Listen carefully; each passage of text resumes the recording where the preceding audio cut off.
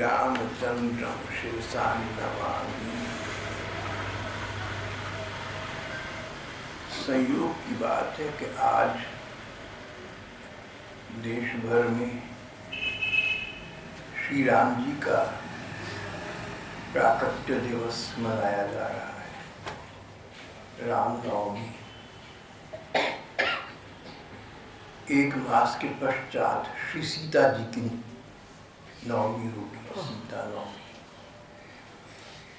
आज रामनवमी के अवसर पर हम श्री राम जी से संबंधित पाठ वार्ता कर रहे हैं। श्री राम जी लाखों वर्ष पहले हुए थे और श्री कृष्ण कुछ हजार वर्ष पूर्व हुए। दोनों भगवान हैं, एक ही बात है, पर रूप और अवतार अलग अलग है। अवतारी दृष्टि से राम जी श्री कृष्ण से लाखों बरस उम्र में बड़ी हैं। राम जी से श्री कृष्ण तो बहुत छोटे हैं, पर जैसा सब भाई बहन देखती हैं, जानती हैं, ये अद्भुत विचित्र बात है कि भले ही राम जी लाखों बरस पुराने हो गए हों, लेकिन सदा नए बनी रहती हैं। यहाँ तक कि इस देश के गांव-गांव में जितना प्रचार रामायण का है, राम जी का है, उतना श्री कृष्ण का कदाचित नहीं है। श्री कृष्ण का प्रचार तो कुछ पिछले वर्षों में हुआ है, लेकिन रामायण तो रामलीला, राम जी की कथाएं तो आप लोग जब छोटे बच्चे थे तब भी सुना करते होंगे। दादी नानी सब राम जी की कथा करते थे। राम जी का लीला काल, राम जी का जीवन काल मोटे तौर पर हम 3 भागों में विभाजित कर सकते हैं, बांट सकते हैं। वन गमन से पूर्व, वन के दौरान और वन से वापस आने के पश्चात। धर्म ग्रंथों के अनुसार भगवान का राम अवतार रावण आदि दुष्टों का संहार करने के लिए हुआ था। ये वन लीला में ही संभव था। इसलिए वन लीला को हम महत्व दे रहे हैं। राम जी के जीवन के 3 विभाग हो गए। वन गमन से पूर्व, वन के दौरान और वन से प्रत्यागमन के पश्चात का समय। वन्य लीला तो राम जी ने की, ये मुख्यतः उद्धार लीला थी। कहीं कहीं भक्तों के प्रति वात्सल्य लीला का प्रदर्शन भी हुआ, पर श्री कृष्ण की वन्य लीला, उसमें सरसता का भाव अधिक था। सखाओं के साथ, बाल सखाओं के साथ, ग्वाल बालों के साथ, उनमें से एक बनकर श्री कृष्ण रहा करते। कहीं कहीं वन में जहाँ दुष्ट दैत्य आए, उनका उद्धार भी किया। राम जी के वन्य लीला में उद्धार लीला की प्राथमिकता है, प्रधानता है। कहीं कहीं वात्सल्य भी है, सरसता भी है, और श्री कृष्ण के वन्य लीला सरसता प्रधान है, साख्य प्रधान है, सखा भाव प्रधान है। जहाँ कहीं दुष्ट दुर्जन आए, उनकी सद्गति भी की। राम जी की जीवन लीला इस प्रकार 3 भागों में विभाजित मानी गई।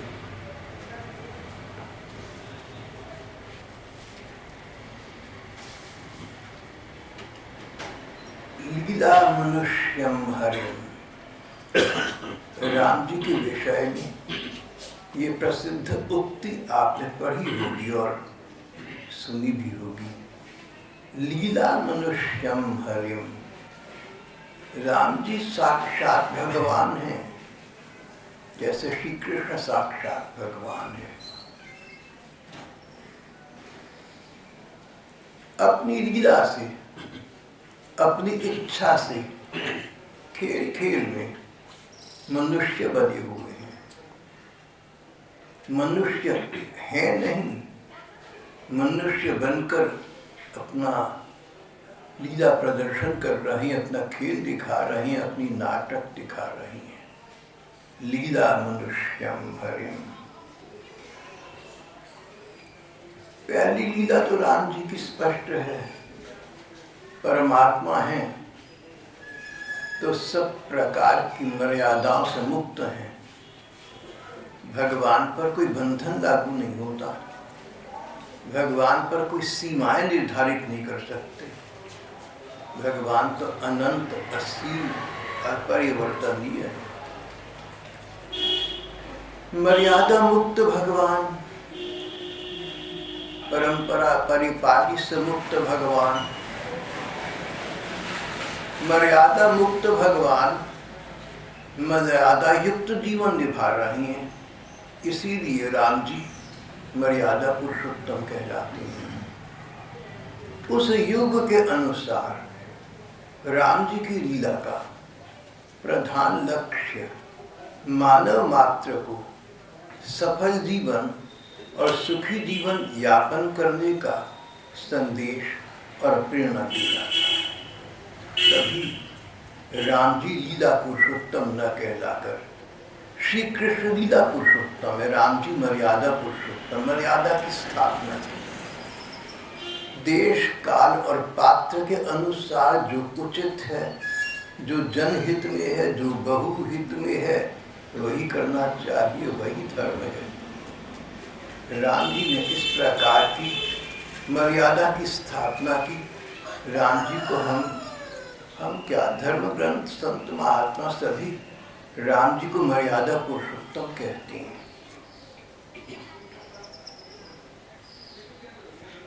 राम जी ने अपने लीला काल में, चाहे वो अपना शैशव, अपनी कौमार्यावस्था हो, वन से पूर्व, चाहे वन्य लीला हो और चाहे वन से वापस आने के पश्चात की लीला हो, प्रभु राम जी ने सभी लीलाओं में, सभी विभागों में मानव मात्र के लिए मर्यादा की, आदर्श की, उदाहरण की स्थापना की।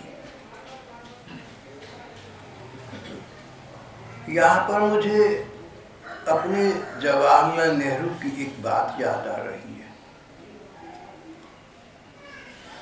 You cannot judge the present with the standards of the past.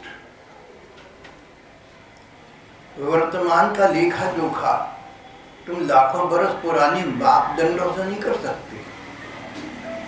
And you cannot judge the past with the standards of the present.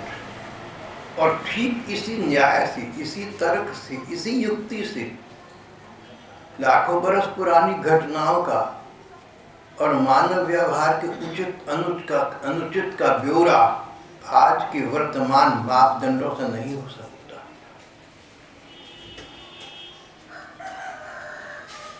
महात्मा कहती हैं कि तुम वृंदावन जाओ तो मन की आंखों से 5,500 बरस पुराने उस वृंदावन का ध्यान लगाना, जिसका वर्णन श्रीमद् भागवत आदि में आता है, वो 5,500 बरस पुराना है। आज का वृंदावन उससे बहुत अलग है।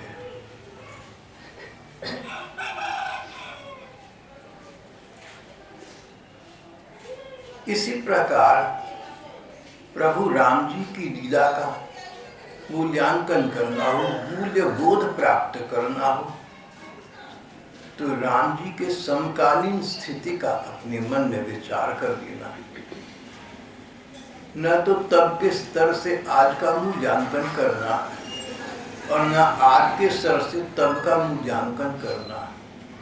You cannot judge the present with the standards of the past, and you cannot judge the past with the standards of the present.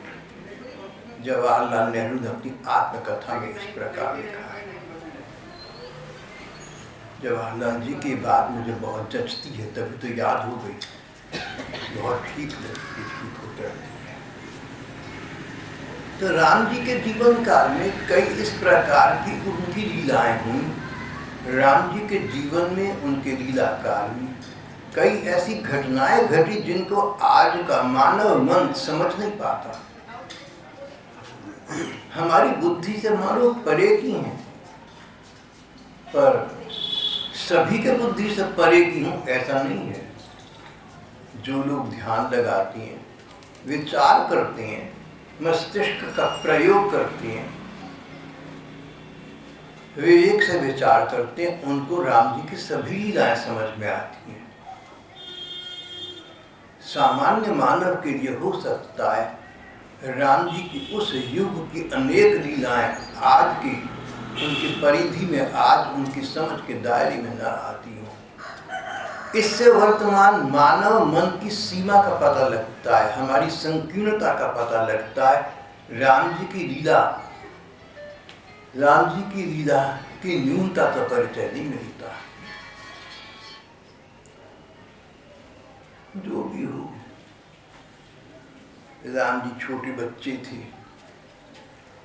तो बाल लीलाएं ऐसी करते हैं जिनको देखकर बड़े बड़े ज्ञानी मोहित हो जाते हैं। क्या ये सचमुच परमात्मा है? देखने में तो लगता है कि साधारण गली मोहल्ले का बालक है। छोटे से बच्चे राम जी घटलियों चढ़ रही हैं, हाथ में कुछ टुकड़ा है, खाने पीने की चीजें, माखन है। कौवा आया, उड़ाकर ले गया, राम जी रोने लगी। काग की भाग बड़ी सजनी, हरी हाथ से ले गयो माखन रोटी, ऐसे वाली बात हो गई।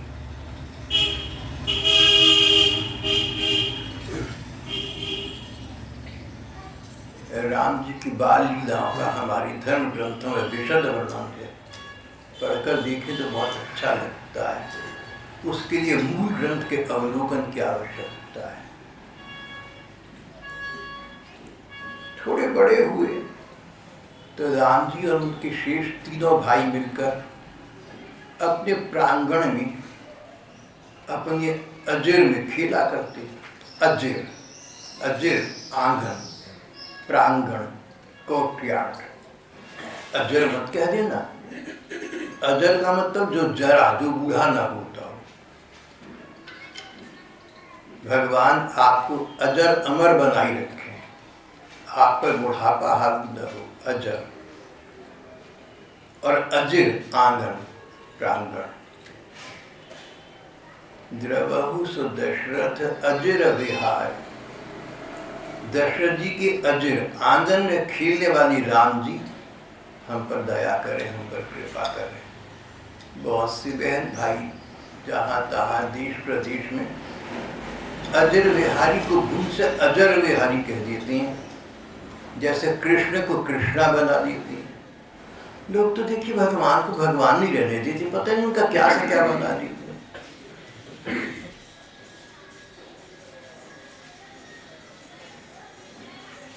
हैं। राम जी भाइयों के साथ अपने आंगन में खेलते, अभी सब छोटे बच्चे थे।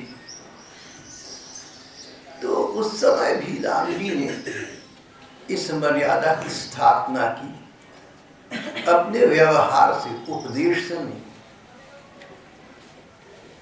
उपदेश तो उतना हम नहीं सीखते जितना दूसरे का व्यवहार देखकर सीखते हैं। The conduct of parents is an education to children. The conduct of parents, माता पिता का वाणी व्यवहार बच्चों के लिए वास्तविक शिक्षा है। छोटे छोटे बच्चे जैसा आप करेंगे, आपको करता देखेंगे, वैसा करेंगे, बोलेंगे। राम जी छोटे से हैं, पर अपने से छोटे 3 भाइयों का पूरा ध्यान रखते हैं। व्यक्ति वही है जो छोटों का भी ध्यान रखे। कोई तुमसे आयु में छोटे हों, उनका ध्यान रखना, उनका मान रखना। ज्ञान, शिक्षा, शक्ल, सूरत, पद, प्रतिष्ठा में तुमसे छोटे हों, जहाँ तक हो सके उनका भी सम्मान रखना, उनका भी मन रखना। राम जी चारों भाई खेलते तो जानबूझकर भगवान राम ऐसे खेल खेलते कि पराजित हो जाती, हार जाती, शिकस्त खा लेती, जिससे कि छोटे 3 भाइयों का मन रह जाए हमने बड़ी भैया को जीत लिया।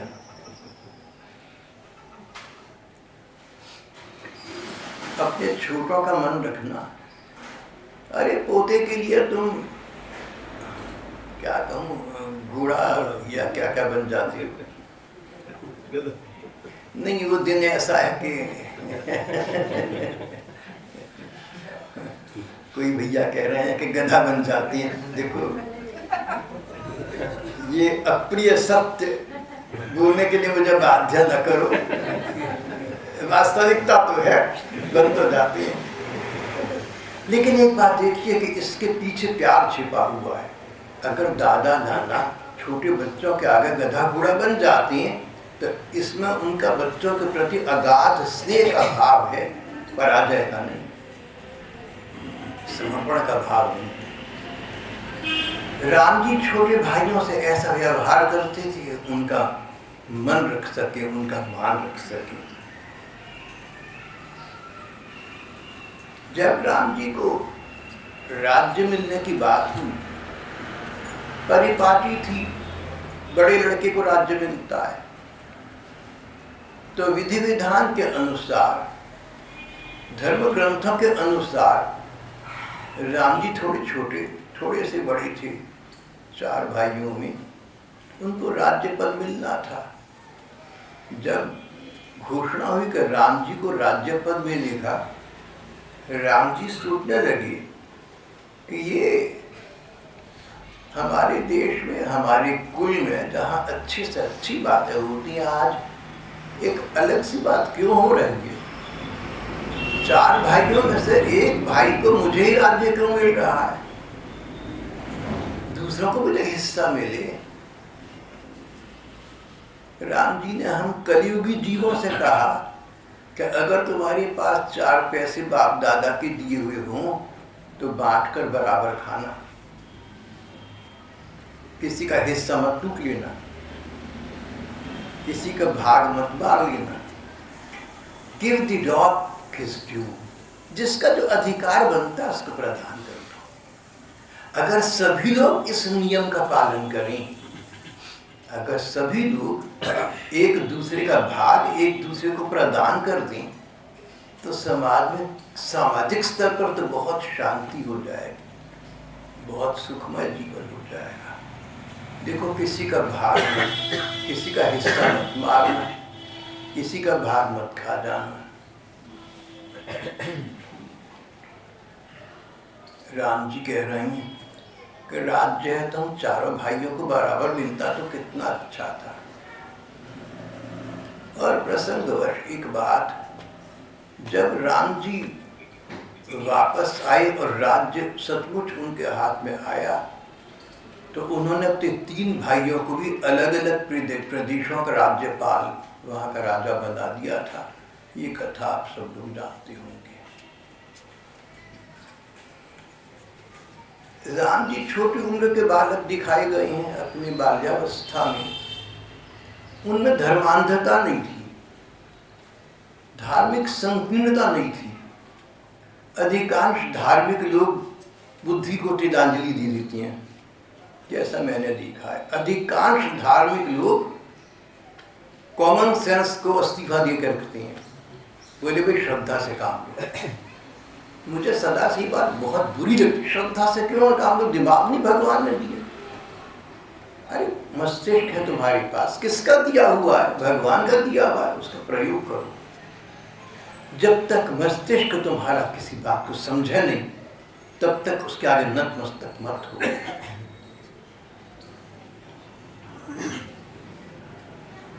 जो बात तुम्हारी समझ से परे हो या जो बात तुम्हारी समझ में आ जाए, वहां मस्तिष्क समर्पण करना तुम्हारे हित में है, पर इसके अतिरिक्त नहीं।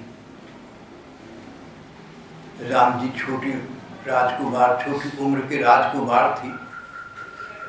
परिवार दरबार ने देखा कि राम जी के स्वभाव में एक विचित्र परिवर्तन आ गया। पहले हंसते खेलते थे, बातचीत सबसे करती थी। अब वही राम गंभीर रहने लगे, विचारपूर्ण रहने लगे। कभी वातायन ग्रंथ से, कभी खिड़की रोशनदान से बाहर आकाश की ओर देखते रहती बड़ी देर तक, कभी वृक्षों की ओर देखते रहते, पता नहीं क्या सोचते रहते थे। संसार परिवार से कुछ उपरत रहने लगी, इंडिफरेंट रहने लगी, मानो कहीं रुचि न रही।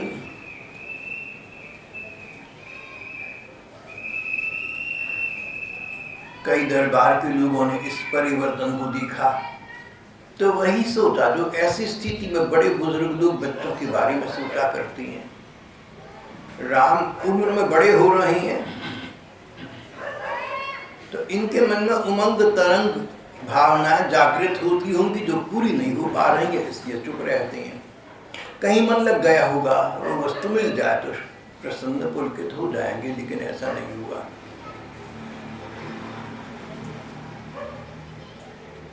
बड़े बुजुर्गों ने पूछा, राम तुम क्या सोचते रहते हो भैया, किस विचार में विभक्त रहते हो, कहाँ खोए रहते हो?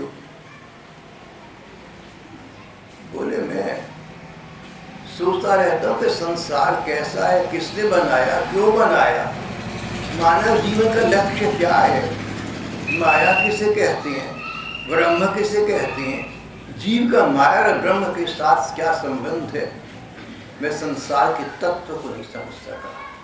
मैं ये सोचता रहता हूँ कि संसार का कल्याण कैसे। सबने कहा भाई इसका तो उपाय है। हमारे कुल गुरु वशिष्ठ जी महाराज हैं। वशिष्ठ जी साधारण ऋषि मुनि नहीं है, ब्रह्मा जी के मानसिक पुत्र हैं। जब संसार आरंभ हुआ, जब सृष्टि का उद्भव हुआ तो बस एक ब्रह्मा जी थे अकेले। उन्होंने मन ही मन संकल्प किया कि मेरे सामने मेरे पुत्र उत्पन्न हो जाएं, और उनकी मन की संकल्प शक्ति से 7 लड़के सामने आ गए, 7 ऋषि सामने आ गए। इनमें एक वशिष्ठ जी थे। ब्रह्मा जी ने कहा, वशिष्ठ तुम सूर्य वंश के गुरु बन जाओ, तुम इसी योग्य हो। वशिष्ठ जी बोले, पिताजी मुझे कहाँ फंसा रहे आप संसार में, मैं तो ब्रह्म चिंतन करूंगा, मैं तो परमात्मा चिंतन करूंगा, मैं तो भगवत चिंतन करूंगा, मैं तो वनों की शरण ले लूंगा। आप मुझे राज दरबार परिवार में न फंसाएं। पिता वही है जो पुत्र को सन्मान दिखाए, और आप मुझे दुनियादारी में पढ़ने को कह रहे हैं। ये जो पुरोहिताई का काम है, ये अच्छा काम नहीं है, भगवान का चिंतन अच्छा है। ब्रह्मा जी ने तितुरप चाल चली, बोली, वशिष्ठ मेरे बेटे, मैंने सोच समझ कर कहा है, देख तुझे बड़े बुजुर्ग कोई बात कही ना तो श्रद्धा रखियो, उन्होंने कुछ सोचकर तेरे भले में कहा। बच्चों से माता पिता जो कहते बच्चों के भले में कहती हैं। इस सूर्य कुल में साक्षात परमात्मा भगवान राम के रूप में अवतार लेकर आएंगे।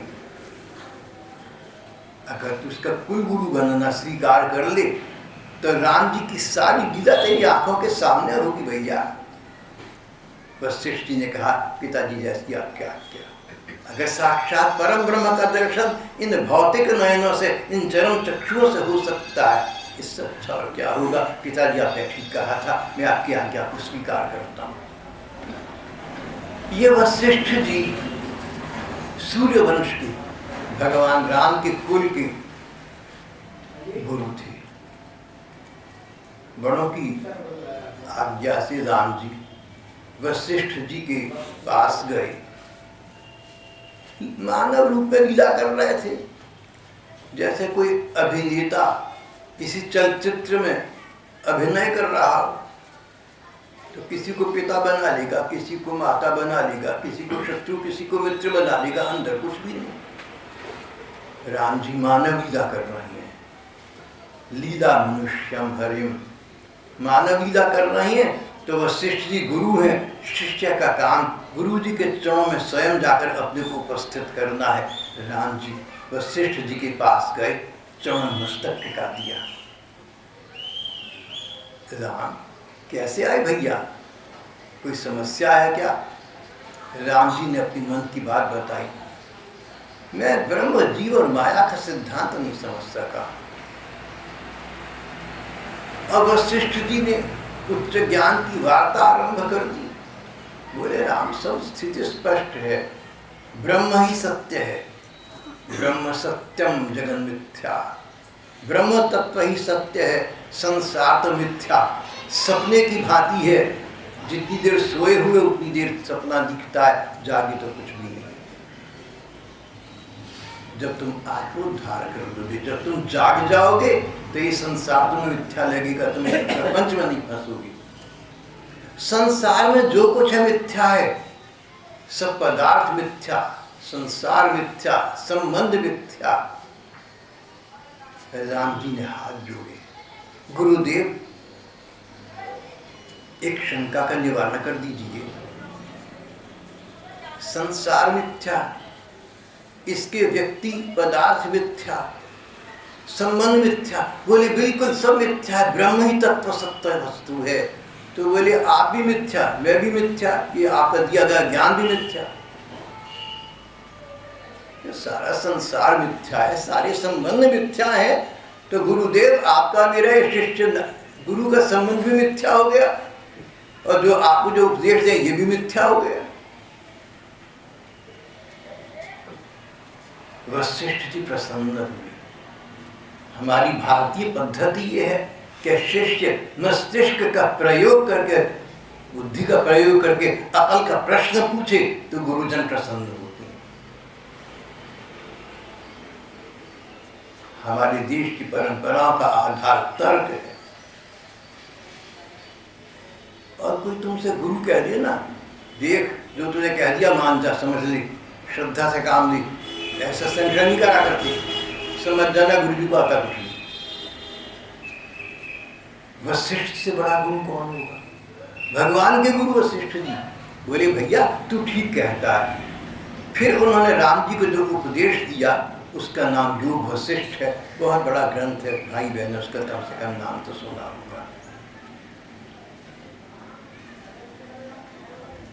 मस्तिष्क को प्रधानता देना, और जब आरंभ करना मस्तिष्क से, आरंभ करना बुद्धि प्रयोग से।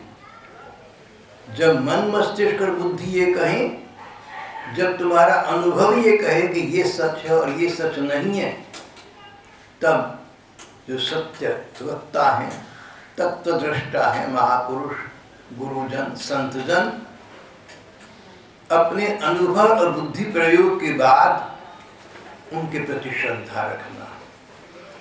पहले दिन से नहीं, समझ सूझबूझ के बाद पता चल गया कि हमारी संतजन, हमारी गुरुदेव सत्य को जानते हैं, तत्व का इन्हें अनुभव है, ऐसा जानने के बाद उनमें श्रद्धा रखना, फिर तर्क मत करना। तर्क का प्रांत खत्म हो गया। जैसे कन्या जब तक अच्छा पुरुष नहीं मिला, पति नहीं मिला, माता पिता कन्या उसके लिए खोज करती हैं चारों तरफ, लेकिन जब एक घर वर का वर्ण कर लिया तो खोज समाप्त हो गई। अब पति देव ही सब कुछ है। अगर पति देव से अधिक सुंदर, अच्छे पढ़े हुए और पैसे वाले लड़के शहर गांव में रहते हो तो पतिव्रता का उनसे कोई संबंध नहीं है, अब पति तक सीमित है, वही सब कुछ है।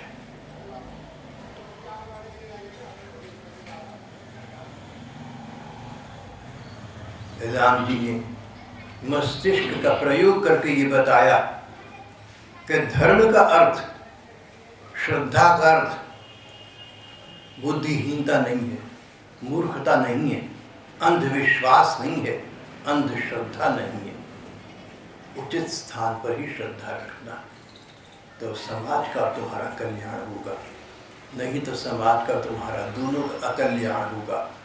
आज अकल्याण अधिक हो रहा है, कल्याण कम हो रहा है। इसका क्या कारण है? भाई बहन स्वयं इस विषय में विचार करें।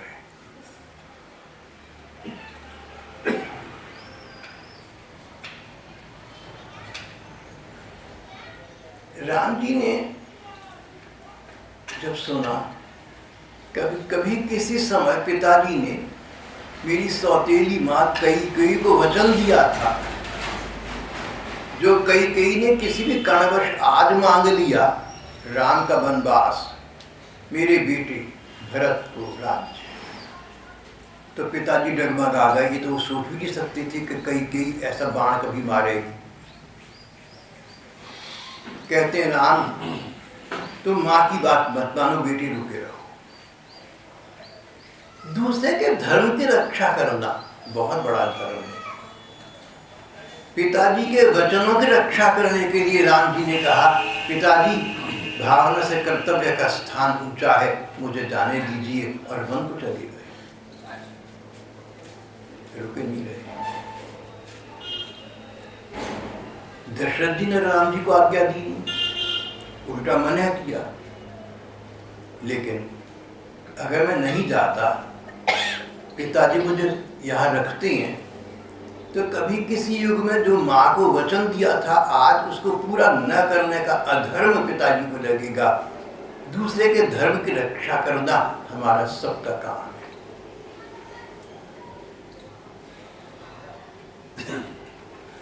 राजकुमारी शशिकला थी, इस जमाने में काशी के राजा की बेटी थी, बहुत गुणवती और सुंदर थी। सुदर्शन नाम की एक लड़की को चाहती थी, उसी से विवाह करना था। परंपरा के अनुसार राजा ने उस कन्या के स्वयंवर का आयोजन किया। लड़की बोली, पिताजी रहने दीजिए। बोली, बेटे तुम सुदर्शन को चाहती हो तो उसको वरमाला पहना लेना, लेकिन स्वयंवर परिपाटी सुंदर होने दो। पिताजी मैं सुंदर बहुत हूँ, ना जाने कितने राजा राजकुमार मेरी ओर मोहित बुद्धि से ध्यान देंगे, मन में मेरे विषय में कल्पनाएं करेंगे। तो राजा राजकुमारों के मन में मेरे विषय में, मेरी सुंदरता को देखकर कल्पनाएं आए, वो मेरे सपने लेवे, उनके इस पाप का भागी मैं होंगी, मुझे स्वयंवर में हिस्सा नहीं लेना। दूसरे लोग कोई पाप करते हैं, उस पाप करने से उन्हें मुक्त रखना हमारा कर्तव्य है, हमारा धर्म है।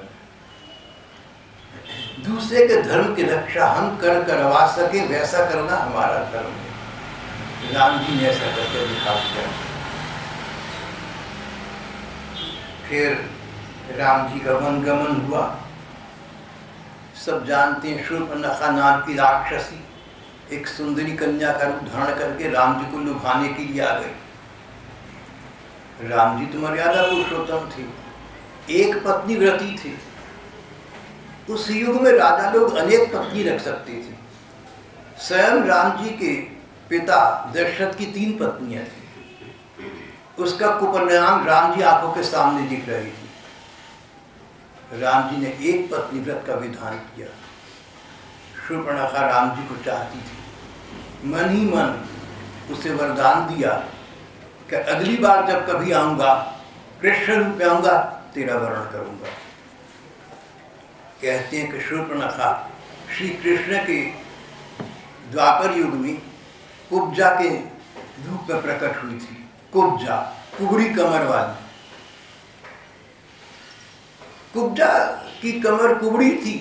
भाव ये कि भगवान ने जिसको स्वीकार कर लिया, उस पर संसार की वासना में दृष्टि न पड़ सके।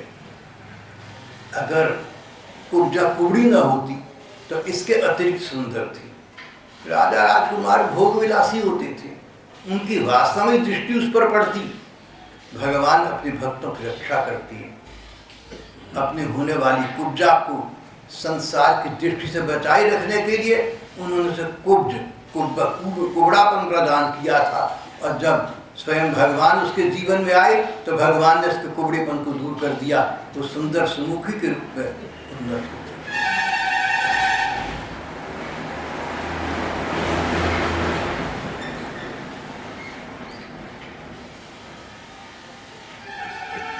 सीता जी का अपहरण हुआ। राम जी उनके वियोग में रोते फिरे। शिव जी पार्वती उधर से गुजर रहे थे। शिव जी ने हाथ जोड़कर प्रणाम किया। पार्वती नहीं, उस समय उनका नाम सती देवी था। तो सती देवी ने शिव जी से कहा, एक आदमी पत्नी के पीछे रोता फिर गया, उसे प्रणाम करना है? बोले भगवान है, लीला करना है, सचमुच नहीं है। बोले रहने दो ये बात है।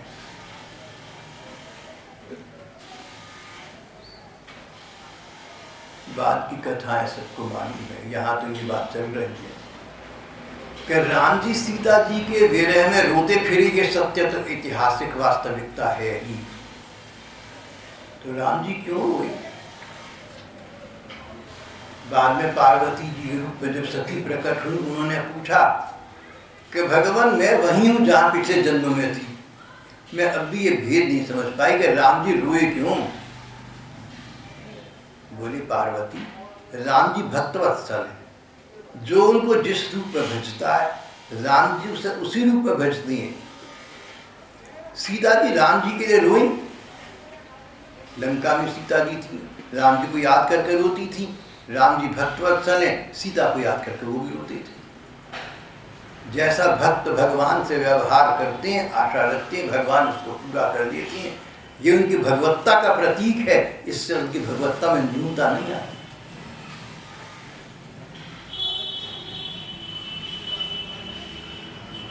भाव ये कि अगर हम आप आज भगवान का चिंतन करते हैं, भगवान के विषय में हम जो करेंगे भगवान हमारे साथ वैसा करेंगे। तो पूज्य भाई जी कहते थे, गोलोकवासी संत श्री हनुमान प्रसाद जी पोद्दार कहते थे, ये बहुत ललचाने वाली बात हो गई, इसमें तो बहुत अच्छी बात हो गई। जैसा हम करेंगे वैसा राम जी। अगर हम भगवान का चिंतन करेंगे, भगवान के रूप का ध्यान करेंगे, तो उस समय भगवान हमारे रूप का ध्यान करेंगे। आश्चर्य! साक्षात सर्वात्मा अखिल ब्रह्मांड नायक परमात्मा मेरा आपका ध्यान कर रहे हैं, केवल इसलिए कि हम उनका ध्यान कर रहे हैं, उन्होंने अपने वचन की रक्षा करनी। भाई जी कहते थे, जब तुम भगवान का ध्यान करो ना, उस समय ये सोच सोच कर प्रसन्न होना कि इस समय right at this identical time, बिल्कुल इसी क्षण भगवान भी तुम्हारा ध्यान कर रहे हैं।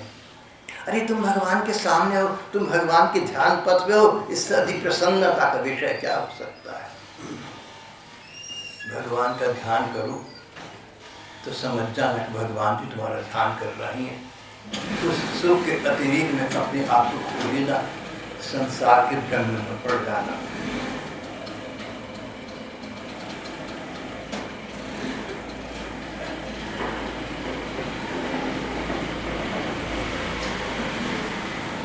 जब राम जी सीता जी के विरह में रोते फिर रहे थे, तो विचित्र बात हुई। अध्यात्म रामायण में लिखा है कि लक्ष्मण जी छोटे भाई राम जी को स्वामी गुरु बहुत बड़ा मानते थे, लेकिन जब संकट काल देखा, आपातकाल देखा, इमरजेंसी, अर्जेंसी, लक्ष्मण जी राम जी को समझाने लगे, भैया रुदन टंदन मत करो, कौन किसको सुख दुख देने वाला है, सब पूर्व कर्मों का फल है। जानते हैं कि राम जी साक्षात भगवान है, कोई कर्मों का फल नहीं भोग रहे, केवल लीला कर रहे हैं, लेकिन मुझे आपको समझाने के लिए राम जी को समझा रहे हैं। सुखस्य दुखस्य न कोपि दाता, सुख और दुख को देने वाला संसार नहीं है, लोग नहीं है, सरकार नहीं है, आपके रिश्तेदार दोस्त या दुश्मन नहीं है, आपके कर्मों का फल है। जो भी आपने कर्म किए हैं, वो किए गए कर्म they come back to you, they return to you. किसी ने क्या लेना देना है। अगर दुख आपके कर्म का फल नहीं है, अगर दुख आपके भाग्य में लिखा नहीं है, तो सारे संसार की सत्ताएं मिलकर भी आपको दुखी नहीं कर सकती। मांडव्य ऋषि थे, उनको गलत समझकर राजा ने फांसी की सजा दी। पता लगा ऋषि है, क्षमा मांगी, उतारा। मांडव्य बोले, राजन आप किस बात की क्षमा मांग रहे हैं? बोले जी मेरे कारण से आपको कष्ट मिला। बोले नासमझी मत करो, आपके कारण से कोई कष्ट नहीं मिला। अगर ये कष्ट मेरे किसी भाग्य में लिखा ना होता तो आप कौन है कष्ट देने वाले? मैं राजा महाराजाओं की परवाह नहीं करता, सारे संसार के राजा मिलकर मुझे कष्ट नहीं दे सकते। अगर मेरे अपने कर्मों का फल रहा हो। राजन, आप संकोच न करें, लज्जा न करें, क्षमा न मांगे। आप मुझे कष्ट देने वाले थे ही नहीं, मेरे कर्म फल कोई होंगे। यमराज से जाकर मिली, यमराज से कहा आप न्याय के अधिपति, बताइए मैंने क्या किया। वो कथा कभी आगे होगी। इस समय ये कि मांडव्य ऋषि ने राजा के फांसी के कष्ट को राजा का दिया हुआ कष्ट नहीं माना। लक्ष्मण जी राम जी से यही कह रहे हैं, सुखस्य दुखस्य न कोटि दाता। सुख दुख देने वाला कोई नहीं, अपने पूर्व कर्म है उनको भोग कर काट दो तो पूर्व समय, सुख का समय वापस आ जाएगा। वन्य लीला में राम जी ने, रावण ने राम जी की कितनी निंदा की, कितना क्रोध विरोध किया, कितना अपमान किया, पत्नी का अपहरण किया, क्या नहीं किया। लेकिन जब राम जी ने देखा कि रावण पराजित हो गया, मरने को पड़ा है, बोले लक्ष्मण कोई दोषी व्यक्ति हो ना, कोई व्यक्ति कैसा भी हो, उसमें कोई गुण हो तो तुम ग्रहण कर लेना, दूसरे के गुण का लाभ उठाओ। रावण मरने वाला है, लक्ष्मण तुम जाओ उसके पास, वो ब्राह्मण है, चरणों में प्रणाम करो। जाते जाते रावण का, ब्राह्मण का सम्मान करो, क्योंकि रावण वेदों का ज्ञाता है, धर्म ग्रंथों का ज्ञाता है, उसके ज्ञान का सम्मान करो, उसके अनुभव का सम्मान करो, जाकर उससे शिक्षा मांगो। लक्ष्मण जी रावण से कुछ खींचे रहते थे, क्योंकि रावण ने राम जी का अन्याय किया था, अपमान किया था। इसलिए राम जी चाहते कि लक्ष्मण का रावण से खींचे रहने का जो दोष है वो अभी शांत हो जाए। उसको शांत करने के लिए लक्ष्मण जी से कहा उस रावण को जाकर प्रणाम करो, वो ब्राह्मण है, उससे क्षमा मांगो और उपदेश मांगो। लक्ष्मण जी गए, रावण से उपदेश मांगा। यहाँ पर एक हंसी की बात जो आप लोगों ने पहले सुनी होगी। रावण ने लक्ष्मण जी को उपदेश दिया, ज्ञान का उपदेश दिया। लक्ष्मण चलने लगे। रावण बोला कि लक्ष्मण, राम ने तुम्हें भेजा, उसके पास वापस जा रहे हो?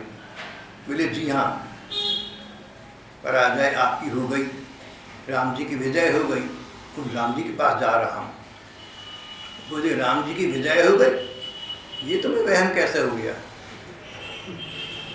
राम से कहना कि रावण कहता है कि रावण कहता है कि मेरे सीते जी मुझे पराजित किए बिना तुम मेरी नगरी में प्रवेश नहीं कर सके, लंका नहीं जा सके आज तक, और मैं तुम्हारे जीता जी तुम्हारे धाम जा रहा हूं। मरता मरता रावण मजाक कर सका, कुछ गुण तो उसमें था। भगवान ने कहा किसी में कुछ 10 दोष हो ना और एक गुण हो, उस गुण को तुम ग्रहण कर लेना। गुण ग्राहकता ये बहुत बड़ा गुण है। राम जी वन से वापस आए, सबसे पहले कैकेयी से मिली, जिसके कारण उनको वनवास हुआ, पत्नी का अपहरण हुआ, 14 वर्ष वन के कष्ट झेले थे। उस कैकेयी सबसे पहले मिली। कैकेयी के मन में ये ना हो कि मेरे मन में इसके लिए कोई संकोच है, कोई क्रोध विरोध है, बिल्कुल नहीं है। भूल चुके थे सब कैकेयी ने क्या किया। To forgive is to forget. क्षमा करने का मतलब भूल जाना कि दूसरे ने गलत किया था, तभी तुम क्षमा कर सकोगे। याद रखो तो क्रोध विरोध बना रहेगा।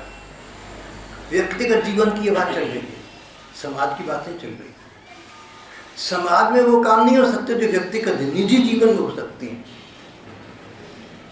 सर्वपल्ली राधाकृष्णन हमारे राष्ट्रपति बन गए थे, मैं उनका कृपा पात्र था। पाकिस्तान से युद्ध की चर्चा हुई, मैंने कहा आप तो गांधीवादी हैं, युद्ध कैसा। उनका पत्र आया, कहीं नीचे अभी भी पड़ा होगा, लिखा था भाई अगर कोई मेरे निजी जीवन में मेरे शक्ल पर चपत मारे तो मैं दूसरा गाल आगे कर दूंगा, लेकिन देश जिसका संबंध करोड़ों लोगों से है उसकी सरकार ये रवैया अख्तियार नहीं कर सकती। छठे साक्षम समाचारी, जैसा समाज है वैसा करना पड़ेगा। डॉक्टर साहब की बात मुझे काफी ठीक लगी।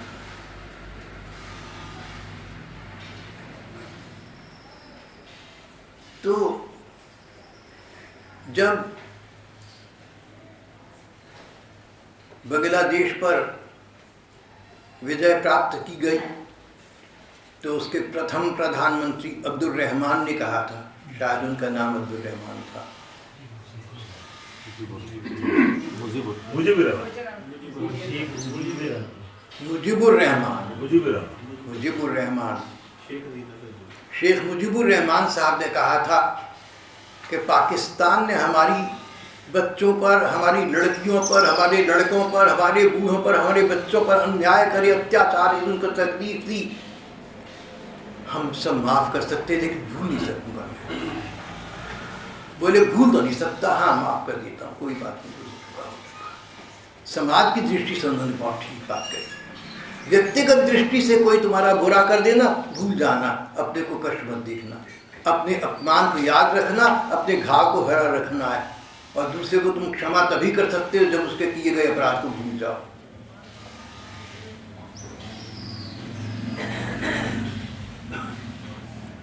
रावण ब्राह्मण था, राम जी को रावण का उद्धार करने के अतिरिक्त, वध करने अतिरिक्त और कुछ चारा न था, रावण का वध करना पड़ा। फिर भी राम जी ने कहा कि विधान ये है कि ब्राह्मण वध मत करो, अगर करते तो पश्चाताप करो, और पश्चाताप के स्वरूप उन्होंने यज्ञ का आयोजन किया। बताइए, मर्यादा पुरुषोत्तम भगवान साक्षात परमात्मा, अगर तुमसे कोई गलत बात हो जाए या करनी पड़ जाए तो उसका परिमार्जन हो सके तो अवश्य कर देना।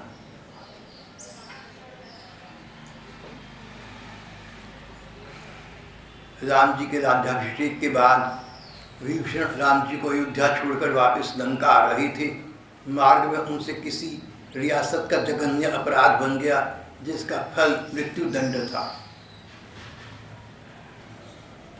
राम जी पहुंचे, बोले भाइयों सुनो, ये विभीषण आपके कानून के मुताबिक मृत्यु दंड का पात्र है, लेकिन मैं इसका स्वामी हूँ, ये मेरा सेवक है। सबॉर्डिनेट्स का संरक्षण करना अधिकारी का काम है। रावण की, दोबारा कहूँगा, विभीषण की जगह मृत्यु दंड मुझे दिया जाए। राम जी के भक्त वत्सलता, जो तुम्हारे सबॉर्डिनेट्स हैं, तुमसे छोटे हैं, किसी बात में तुम्हारे अधीनस्थ हैं, तुम्हारी दया पर रहते हैं, उनका संरक्षण करना तुम्हारा कर्तव्य है। बाद में वहाँ के ब्राह्मणों ने कहा कि इतनी संख्या में ब्राह्मण को ब्रह्मभोज कराने से आपका अपराध शमन हो सकता है, वो कर दिया गया।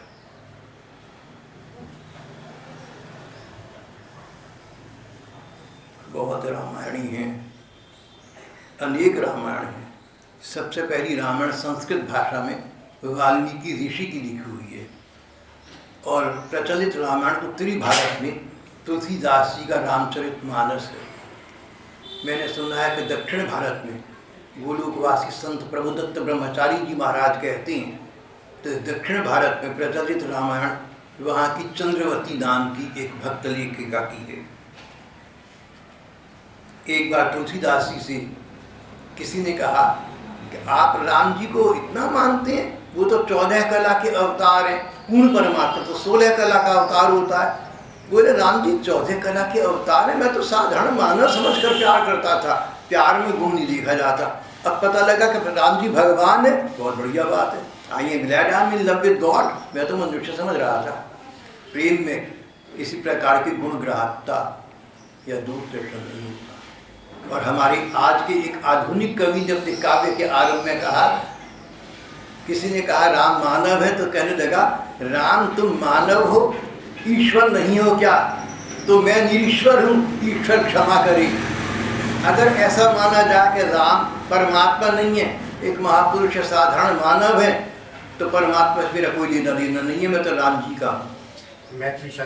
मैथिलीशरण गुप्त, बिल्कुल। ग्रंथ का क्या नाम?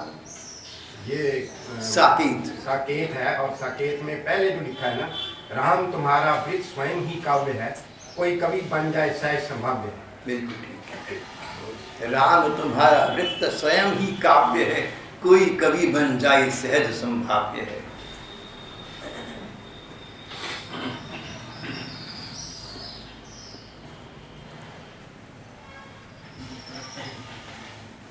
एक बार एक कथा प्रसिद्ध है। तुलसीदास जी कहते हैं वृंदावन गए, भगवान कृष्ण के सामने माथा टिकाने से इनकार कर दिया। बोले तुलसी माथा तब दबे जब धनुष बाण हाथ में लूं। तो भगवान कृष्ण राम रूप में धनुष बाणधारी प्रकट हो गए। इस पर ये आपत्ति, एक शंका हो जाती है कि तुलसीदास जी के मन में इतना भेदभाव था। बात तो एक ही थी, क्या राम और क्या कृष्ण, दोनों एक ही भगवान है। आनंदमयी माँ ने इसका बहुत अच्छा उत्तर दिया। आनंदमयी माँ थी, उन्होंने कहा कि इससे तो ये पता लगता है कि तुलसीदास जी जानते थे कि जो मेरे कृष्ण हैं वही मेरे राम हैं, जो मेरे राम है वही कृष्ण, तभी तो रूप परिवर्तन कर सकते हैं, तभी तो धनुष बाण हाथ में ले सकते हैं। ये राम और कृष्ण की एकता का प्रतीक है, विविधता का नहीं। माँ का ये उत्तर मुझे बहुत संतोषजनक और बहुत अच्छा लगा था। समय बहुत अधिक हो गया है, आज का हम पाठ प्रसंग यहाँ समाप्त कर दें।